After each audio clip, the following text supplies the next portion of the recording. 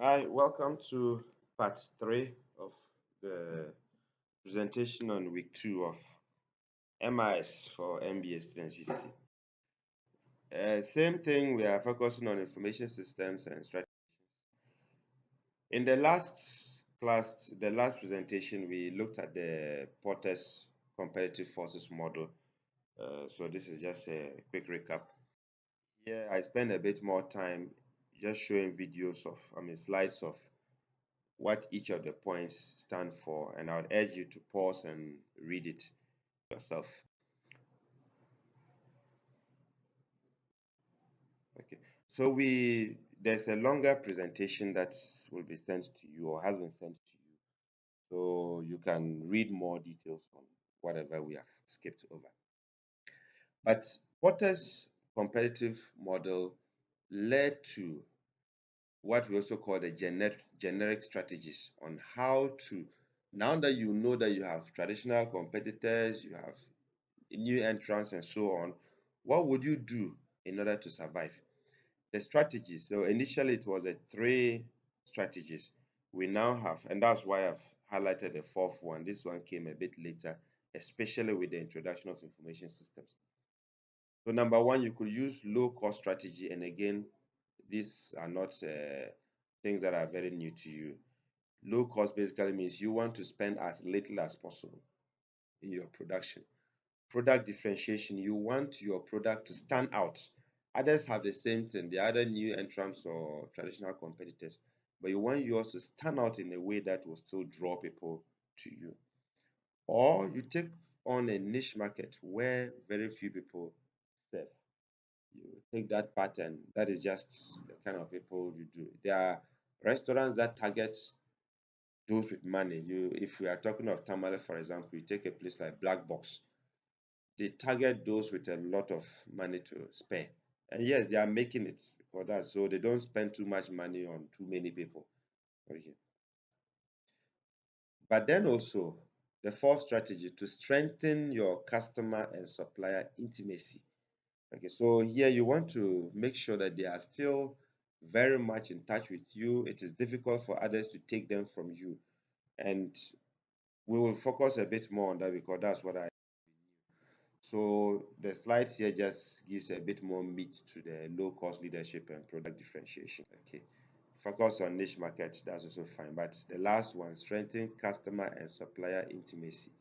Okay, so here you are trying to use information systems to make sure that they feel part of your company, so to say, whether they are suppliers or customers. And in doing so, you want to increase their switching costs. That is, if they want to leave you to another place, it becomes expensive for them. Okay. Our common examples here in Ghana, MTN.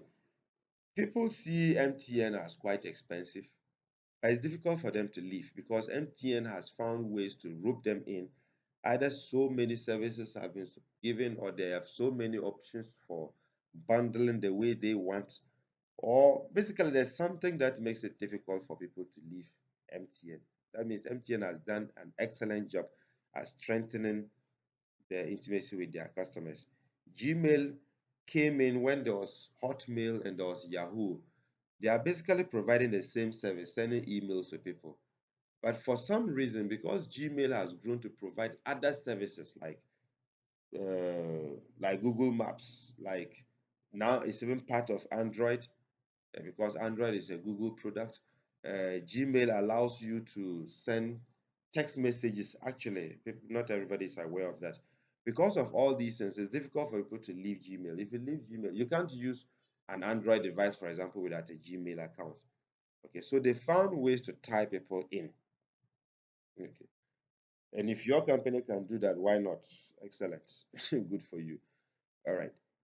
Also, you, people are beginning to no longer sell products, but to get people to subscribe.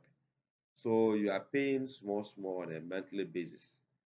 And in that case, if you want to leave and join another company, because at least you have to pay some initial cost of getting on board, you look at it, so let me just stay where I am because I'm paying small, small per month.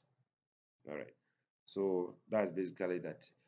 For those of us in the web space, for example, At least you do know that every organization, once you have a website, you would have had to buy the domain name. So ucc.edu.gh, that's the domain name. But then whatever you design as a website or an application has to be hosted somewhere. So you will pay for the hosting as well. Now, what a lot of companies do is, even if you check online now, it will cost you maybe $10. That's around 120 Ghana cedis to buy a domain name. Maybe yeah, about 2 or 3 times that to buy the hosting for use. That is it. But when you are now going to renew, they charge you more. But that is because they've given you so much service, and to go and buy a new hosting somewhere to move your product and everything to, the inconvenience of doing that will make you say, let me just stay and pay. So they'll make the money from you. That is because they are using subscription and they tie you in before they increase the amount. There are also organizations that say, okay, so let's say an airline company. All right, we know that from Tamale to Accra is maybe 850 up to 1,400 per month, I mean per flight. So a flight company may come to your company and say, you know what, we want you to just pay us 300 cedis a month. And that allows us to fly you, to fly 2 of your staff to Accra every month. That looks good. But it also means that even in a month where people don't fly, you still pay. But they would have tied you in, because it's good, because if you do your calculations and see that, oh, we fly frequently, so it looks good for us. That airline company would have tied you in. They've strengthened the intimacy with you, and that makes it difficult for you to move to another company. That's basically what we mean by this. But the emphasis is, how do you use technology to improve this intimacy? The banks, like we said in class, are now sending text messages and so on. So they make it look like, oh, you see, you are a special customer. They give you the opportunity to check your accounts even when the bank is closed, because you can check it on your phone through a short code and so on. That makes it difficult for people to now switch bank accounts like they used to do. Like that. Okay. The internet's impact on competitive advantage. Yes. Basically, I think the examples will work better. You remember encyclopedia, they all collapsed because suddenly something called Wikipedia came. And now even Wikipedia is at threat because we now have artificial intelligence. At least for now, artificial intelligence isn't current. So it still allows for Google and Wikipedia and so on to survive. But as AI develops more and more, it will knock off some of those. The travel agencies, those days, there were quite a lot in town, but now you can book your own tickets on your phone. So travel agencies are dying off unless they find something new to do. Media, we are talking of traditional media, the TV3s and the daily graphics of this world. Because now internet has made it so easy for people to access news, those people are finding it hot. It is difficult for them to survive. Good thing is they have to rebuild themselves. And now, if you take CTFM, TV3, I mean, all of them, they are actually now surviving on organizing programs, mentor, voice factory, and then they get people to sponsor, and that's how they survive. Okay, otherwise, the internet is making it difficult for them. The next point basically says that we still have the forces, protest forces at work, but the rivalry is now more intense because of the introduction of ICT or technology. Okay, that also allows for new rivals to come in, new people will come in, but it also presents new opportunities. Now you can build your brands. You can also intensify your relationship with your customers to build what we just talked about, loyalty previously. Okay, and again, this point just makes we all talk of the value chain. So you want to introduce technology in the value chain from wherever it starts up to the end. But these days, we need to be minded more of the fact that it's actually not just a value chain, but it's a value web, because each player along your value chain also has his own chain. So if you want to improve that person, you should be helping them to improve the others. And that's why I see Vodafone coming out with the SME platform. where they are now helping SMEs to take advantage of their system. That's because they realize that look, it's not just about coming out with new product, but it's about building the strength of your basis so that they can actually take better advantage of the system you are providing. In that case, you can keep them in. So this is just an example of, I mean, just an image of how the web. Okay. Um, Point here, information systems can improve overall performance when you promote synergies. So I just go about to give example. If you take the last one, YouTube, the purchase of YouTube by Google.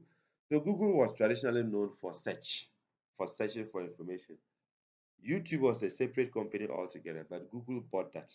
And now that allows you, when you search for something, you don't just see text and images, you actually see videos as well. More or less, they synergized. Of course, one took over the other, but it is still a synergy. We have the local examples of Airtel and Tigo now becoming 80. Okay. And that has led to the possibility of people now developing what we call virtual companies. You can sit at home and develop and have your own consultancy and help people or work with people from wherever. The challenges posed by information systems, cybersecurity, fraud, and so on. We will actually spend a whole class on this, I think, in week 4. So at this point, we will not be saying much about it. Just take note of it. Thank you very much. That ends presentation 3 for week 2's classes.